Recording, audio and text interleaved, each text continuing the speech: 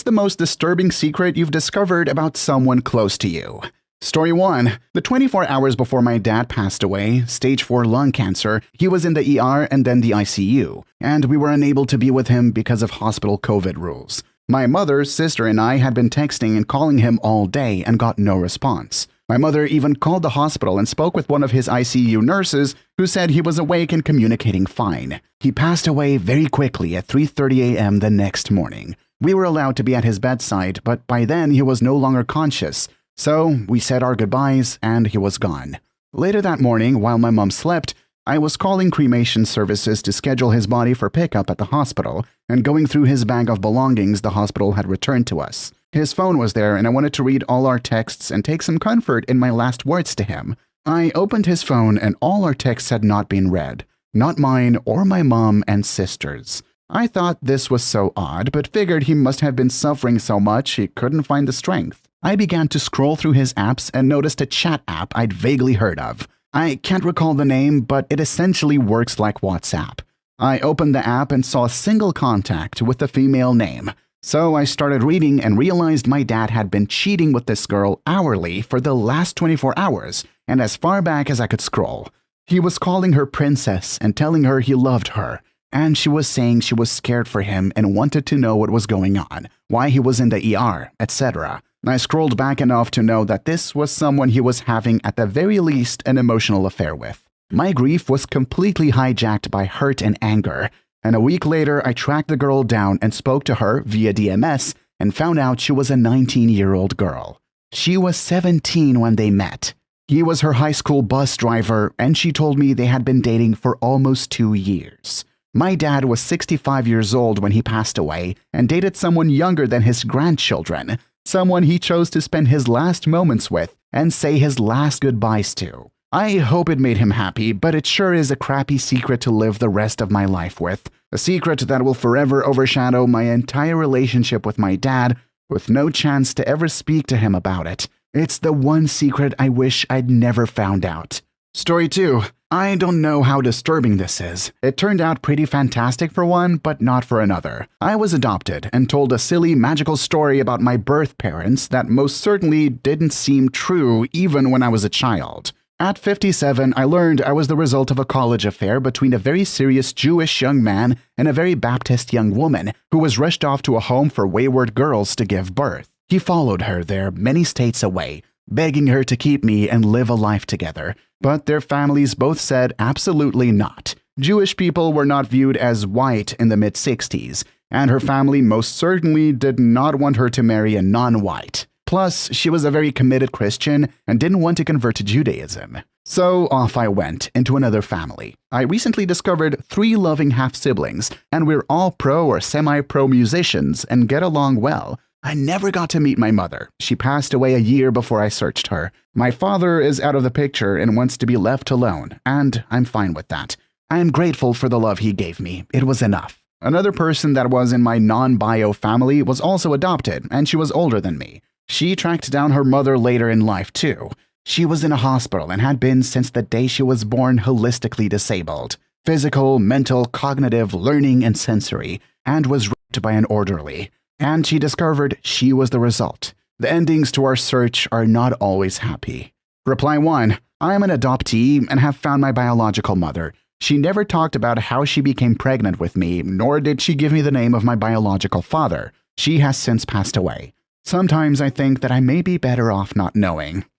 Story 3. She was my best friend of 7 years. We had literally been through it all together. I moved out of state with my now husband, but she convinced us both to move back to be closer with her after about a year. We had no real ties to the state we had just tried out, so we said screw it, let's go back. She's basically family. We were all so happy to be reunited. She was over almost every night for dinner, and we all laughed and talked and had a blast. Best year of my life. Then slowly she started trying to turn my husband and me against each other. Anytime we had an argument, like any couple does, she would text each of us about how right we were, trying to foster animosity between the two of us. With me, she started talking about how she had a plan B for us, that if my husband and I couldn't make it anymore, I could move in with her and we'd live happy lives together. With my husband, she started talking about her infertility issues and how she wanted to have a kid just like him. She just needed a sperm donor. This all happened around the same time, and my husband and I compared texts and figured it out. She wanted to take his sperm and have a baby with me. When confronted about it, she refused to admit anything and started lashing out at both of us. It got to the point where she would show up unannounced, banging on the door, demanding a place in our home. It was so terrifying and panic-inducing that we ended up having to move and change our phone numbers. I guess it's so disturbing because I had never had a friend like her, only to find out that she cared about me, but in such an unhealthy and scary way. But yeah, that's my story. My husband and I are great now, by the way. Story 4. A work colleague appeared on the front page of a national newspaper for a life of fraudulent qualifications. He claimed medical and law degrees, was a brigadier in the Army Reserves, and was the CEO of a major health fund. He actually was a brigadier in the Army Reserves, but that and the health fund role were largely built on fraudulent qualifications and a progression of jobs also based on these claims. In reality, the only qualification he actually held was as a mortuary assistant. Not even his wife knew. The fraudulent degrees had been gained when he was in the Army Reserves recruiting, and he had access to submitted position applications. He came undone when he applied for a government job, and some flags were raised by the recruitment people. He tried to withdraw the application but didn't realize that an application for a government role has the same weight as a statutory declaration and cannot be withdrawn. It all went south very quickly, and he ended up doing jail time. Whoa, this story is truly baffling. To think someone could carry on such a high-stakes charade for so long without anyone noticing is mind-boggling. His ability to convincingly weave this web of lies is disturbingly impressive. It's a stark reminder that appearances can be deceiving and credibility should always be checked. Story 5. I was pretty close with my youngest uncle growing up, at least in pictures. He was in his mid-20s when I was like 5 for context. One day, when I was in middle school, he just stopped coming around completely. My entire family told us kids that he was backpacking around the nation. In high school, I was doing a genealogy project on my grandfather, his dad, and accidentally found my uncle's name on the sex offender registry. Came to find out he was running a CP ring and had served 16 years in federal prison. He's out now, and my family pretends nothing happened. I stay far away. Story 6. My great-grandmother was married to 3 different people at the same time. The men were from different branches of the military. She was collecting all 3 of their paychecks at a time. Story 7. One night as a kid, I heard my parents having an explosive argument in their bedroom, which suddenly went quiet. The door was closed and locked. I found out during a drunk phone call from my mother it was because she attempted to shoot my father in the face with a .303, but it didn't go off when she pulled the trigger as there were no bullets. They were both horrified, and they just stared at each other, apparently. They're still together. Story 8. Discovered that my sister stole my father's $25,000 Rolex not more than 24 hours after he passed away. I only discovered it when she and her husband made a frivolous purchase, and I wondered where they got the money since they were always broke and begging my parents for money. I got suspicious. It hit me that she might have stolen and sold a Rolex. Had the paperwork, ran a track on the sales history, and discovered it had been sold to a pawn shop down the street from where my sister lives. Went to the pawn shop and after a bit of persuasion got them to tell me who sold it to them, and it was my sister. Me and my mom disowned her.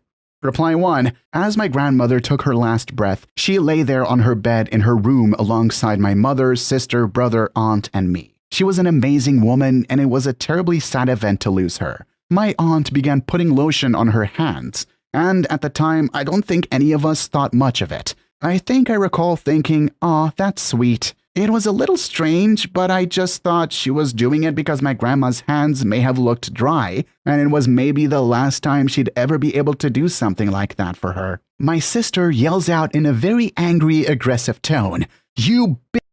And we all kind of step back like, "Whoa, what the f just happened? What's going on here?" We're all puzzled, looking at my sister like, what was that about? She then says she just slipped her ring off her finger. That was a bad day. My aunt then rushed the sale on the house, even though my mom didn't want to sell it at all. My family has been fractured ever since that day. Story 9. My grandfather beat someone to death. My dad was an only child, but my grandmother was once pregnant with my dad's younger brother. When she was 6 months pregnant, someone in construction equipment ran over the car she was driving, and she lost the baby. While she was in the hospital, my grandfather found the guy and beat him to death. From what I understand, he was in jail for about a week before he was released. Apparently, he claimed temporary insanity due to the circumstances. I learned all this about 4 years ago when my brother was researching family history and asked my grandfather about it. I've always seen him as a nice little old man. Whoa, talk about a plot twist. Learning that your sweet old grandpa had such a dark chapter in his life must have been a complete shocker. It's scary what pain and grief can push people to do. Not saying it was right, but it does paint a picture of a man pushed past his breaking point. Story 10. Found out after his death that my great-uncle was a grand wizard in the KKK. Opened a chest in his attic with photos from rallies, lynchings, and cross-burnings all around some rural parts of Alabama. We were actually horrified by the discovery and suddenly realized why he was so negative towards his black hospice nurse, who was otherwise kind-hearted and caring with him and the family. Edit. Since a very large number of you want to keep calling me racist / telling me how much of a fuck-up I was for burning everything, we, as in my family, I was 16 at the time and had no real say in what the adults / elders decided to burn all of it out of intense shame for what we discovered. We held prayer vigils through our local church for the people affected by this hatred. Had I been older, I might have taken some of the more damning photos and forwarded them to people who could have brought closure to victims. I made this post at great risk to remain in my family, as they would still see this as romanticizing his actions. To my family, simply speaking his name is done so at great risk to your standing on wills / remaining part of the family. So yes, I do feel like it's too late because the only thing I have is that my uncle was a member of the KKK for an unknown amount of time before 1950. My family has prided itself in being very inclusive towards other races / ethnic backgrounds. My 7th-generation grandmother was a member of the Underground Railroad, and several of my other great-aunts and uncles were vocal figureheads of the civil rights movement. They acted as anyone with that much history behind them would in a moment of shock. They were destroyed. Blame them if you wish, but please stop blaming me. I didn't make any decisions, and for me, it's too late to report anything, because I don't have any useful information on something that happened a very long time ago for me. I do sincerely apologize to anyone who sees their chances for closure going up in flames, but I can assure you that for how many other Klansmen I saw in those photos, surely some of their families have already submitted evidence after their passing. My uncle has literally been deleted from our family history, even in such detail as to remove his gravestone so that people cannot leave flowers for him.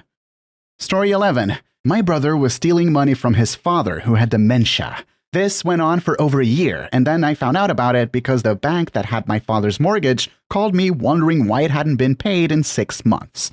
My father's bank account went into the negative around this time too, and when I confronted my brother about it, he said, "Well, I gotta pay my bills." I was about to take control of all the accounts and make sure the shot got back on track, but my father ended up in the hospital and passed away shortly after that. My brother also stole some of my inheritance too. In the end, he stole over $5,000 from his dying father.